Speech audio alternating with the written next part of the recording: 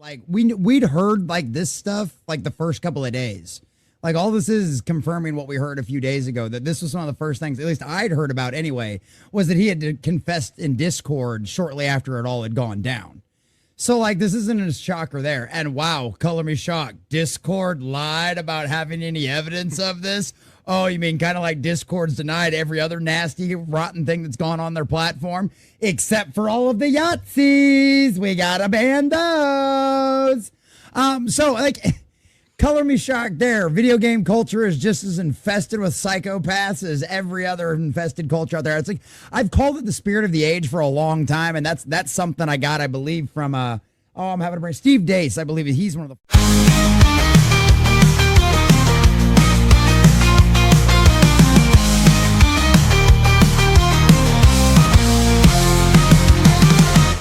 first ones I heard use that term was spirit of the age, because at the end of the day, that's what it is, right? People want to call it woke culture and stuff like that. Woke culture is just the latest evidence of political correctness that we called it back in the 90s. I remember when Bill Maher was an actual moderate. He had a show called Politically Incorrect, right? That's what I cut my teeth on politics watching that show back when it was on late night ABC, back when I probably should have been up that lately, listening to our dear sweet, Iago talk about how small Napoleon's penis was. Like back when that was kind of sanity, and that was political incorrectness back then, right? Boy, how far things have come now. So spirit of the age, I think, is a much better term for it, because it doesn't just go after Hollywood, right? It's infected all of your major institutions out there, whether it be the FBI, the CIA, name your favorite 3-letter agency from the government, or name, you could talk about all of your favorite private organizations, whether it be the NRA or whether it be, I'm having the ACLU, or gaming, or any of the rest of this stuff. These people went into this stuff because they didn't care about it. All it ever was a purpose to push their own personal political agenda. These people never cared about our fandoms, right? That's the thing about it. At the end of the day, they never did. It was always just a vehicle for their message, right? These people didn't care. They go, I'm so proud to write Batman. Well, then why does Batman sound just like you? Why are you shoving a kryptonite rod up Superman's rear end? Why are you having Catwoman, who's supposed to be like Bruce's on and off again, like love that we've always been wanting them just to get married all of a sudden? Why is she dressing him down, saying by doing the things the way I'm doing them and letting little criminal stuff go on? Why is it I'm doing a better job of cleaning up Gotham than you ever could? Why is it that the most hated Batman in history, or hated Robin in history, right? His son is the only one in the room to defend him, while Nightwing and Batgirl and all the rest of these other people the rest of the Bat family standing there, and the most hated Robin is the only one that's standing up going, no, my dad's right. All of you are idiots. Criminals deserve to be punished, right? So it's one of them situations where they have infested all of this stuff, right? I saw an article the other day, maybe a month ago, that in response to because Japan has a giant crisis as far as their population is concerned, right? Last year, more people died in Japan than were born. Okay, that's a serious problem. So what is some of the gaming companies' response to this?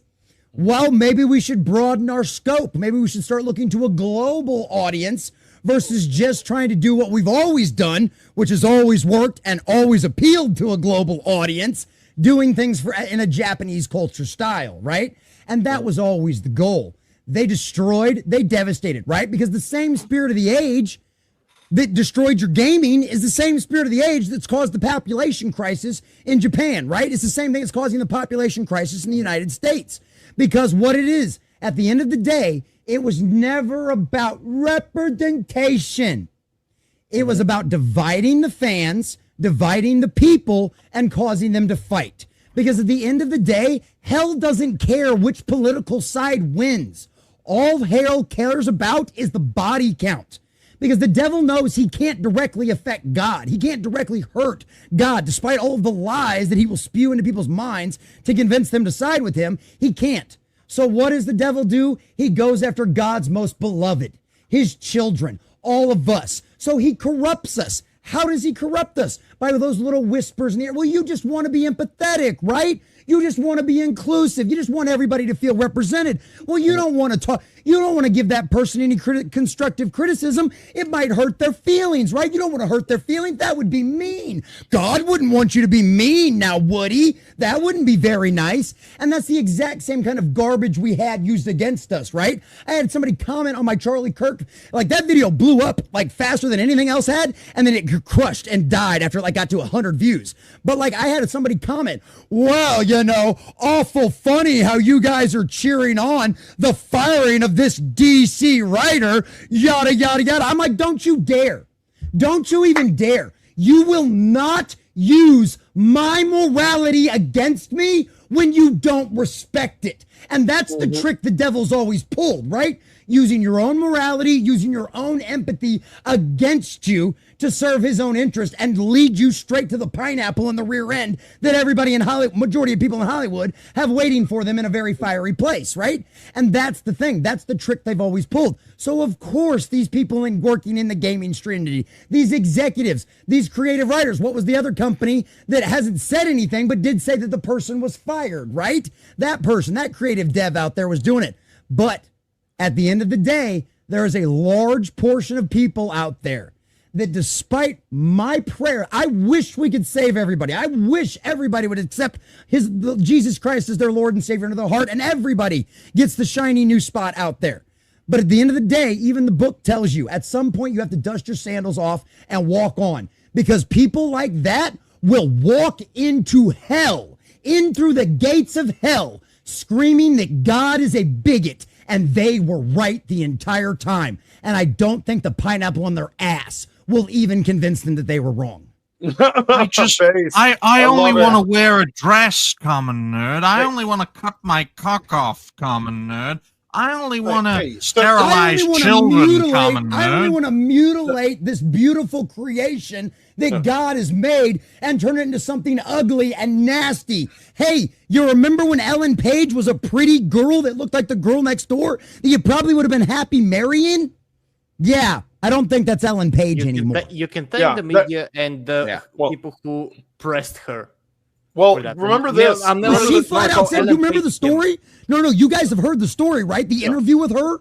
She literally said she was out in the woods, out in the middle of nowhere in the BFE of Canada in a cabin, and all of a sudden a little voice whispered inside of her mind, well, don't you think maybe you'd be happier if you were a boy? Maybe that's what's always been missing in your life. Maybe if you mutilate your body and you take these hormones, you'll finally be happy.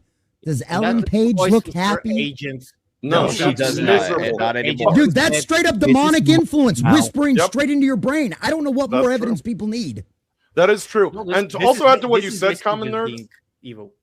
With the whole, you're not going to, you're not going to cheer for that, are you? That's cancel culture. The flip side of that is COVID wasn't that long ago when they were calling, you see something, say something, locking us down, trying to bolt up doors to gyms. All right. Not letting people go to church. What kind of madness is that in America where you're free to express your religion and they want to now talk to us? Oh, you're being terrible. You're being a tyrant. Oh, yeah. Well, I learned it by to quote that drugs commercial in the 80s. I learned it by watching you. And it's so great.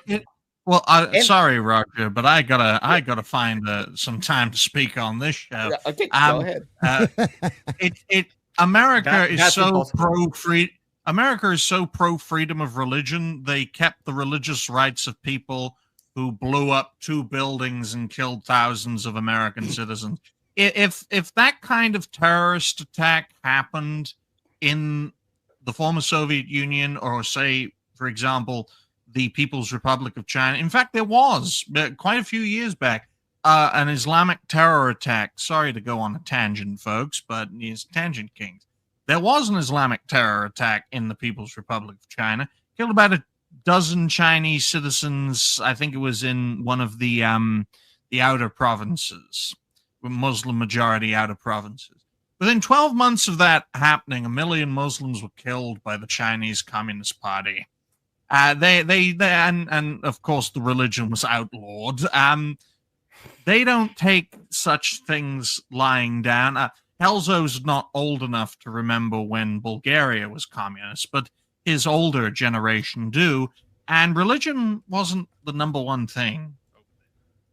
I'm old enough to know what happened immediately after it collapsed. I can tell you what was the first 12, 13 years. Actually right before joining the EU, by the way, which was then considered a good thing, and it was a good thing because before that we had mob kidnappings, massive mob kidnappings, labors, trafficking, stuff like that. But like, it's not something that we don't have probably now, but then it was in the middle of the broad daylight. So it was lawlessness. It was the Wild West, but only for the rich people. You know, the other ones were just... It's what happens, folks, when you force feed people freedom after decades of downright tyranny. It's not exactly force feeding them freedom. They fed the freedom themselves, but they didn't know what to do with it. They just wanted that freedom. They just wanted that to end. But yeah, they didn't really know how to seize the reins. And what happened was that pretty much the same people from before, only who were a little bit more downwards the political spiral, rose up and created the parties of the free people, and they gained the people's trust. And yeah, that's what happened. And then like that happened, and we didn't have even bread on our table for a couple of months. You did better than the Romanians, though. In that transition. The only good transition, folks, is the transition away from communism. But I will make it clear right here, right now, is that we usually go about 2 hours, but I've been making it half an hour a topic for some reason. It just goes to show that I've learned too much from Furious Dan. I've now forgotten how to count time, which is very dangerous.